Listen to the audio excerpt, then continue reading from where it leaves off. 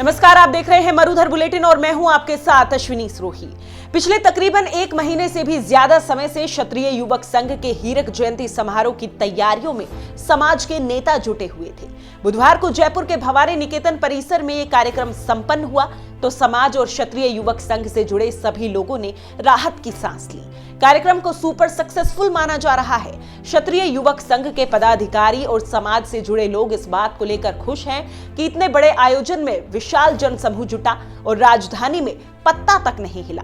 शांति से आयोजन हुआ और बिना किसी व्यवधान के ये संपन्न भी हो गया। समाज के लोगों के साथ प्रशासन के लिए भी ये बड़ी राहत की बात थी।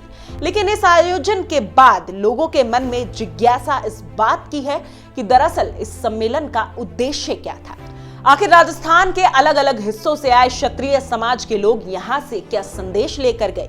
साथ ही सवाल ये भी कि क्या इस आयोजन से राजपूत समाज अपनी राजनीतिक ताकत का मैसेज राजनीतिक दलों तक दे सका है। और सवाल ये भी है कि क्या साल 2023 में होने वाले विधानसभा चुनाव में इस राजनीतिक ताकत का असर दिख सकेगा।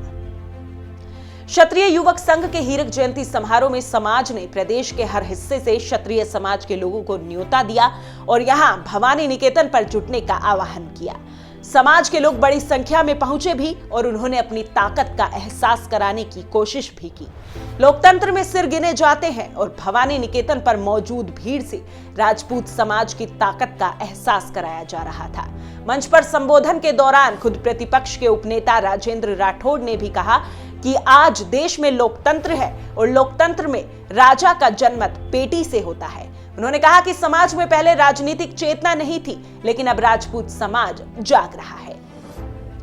क्षत्रिय युवक संघ के हीरक जयंती समारोह में लोगों की भीड़ ने नेताओं का उत्साह बढ़ा दिया। लेकिन चर्चा इस बात की रही कि आखिर इस सम्मेलन का उद्देश्य क्या था। क्या यह मान लिया जाए कि समाज के लोगों ने बिना किसी उद्देश्य के इतनी भीड़ जुटाई थी? क्या यह मान लिया जाए कि समाज को सिर्फ संस्कारवान बनाने की जो बात मंच से कही गई उसी का संबोधन देने के लिए इतने लोगों को राजधानी में बुलाया गया था? या फिर यह मान लिया जाए कि समाज ये दिखाना चाहता था कि क्षत्रिय युवक संघ के एक आह्वान पर इतने लोगों को राजधानी में बुलाया जा सकता? दरअसल लोकतंत्र में सिर गिने जाते हैं और जब किसी समाज का कार्यक्रम इतने बड़े स्तर पर हो तो उसका भी एक राजनीतिक मैसेज होता है।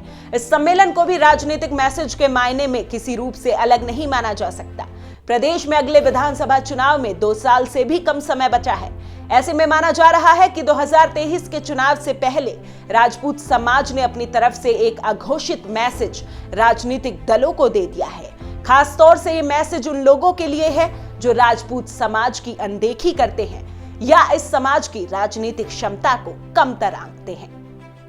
क्षत्रिय युवक संघ के पदाधिकारियों ने मंच से नेताओं ने अपने संबोधन में किसी भी राजनीतिक दल का ना तो महिमा मंडन किया ना ही उसे सिरे से खारिज किया। लेकिन 2023 के चुनाव से पहले अपने आप में इस तरह के बड़े सम्मेलन से राजपूत समाज ने यह जताने की कोशिश की है कि अगर समाज कोई मानस बना ले तो फिर ये धारा बदल सकता है। इस तरह की तमाम खबरों के लिए देखते रहिए मरुधर बुलेटिन। नमस्कार।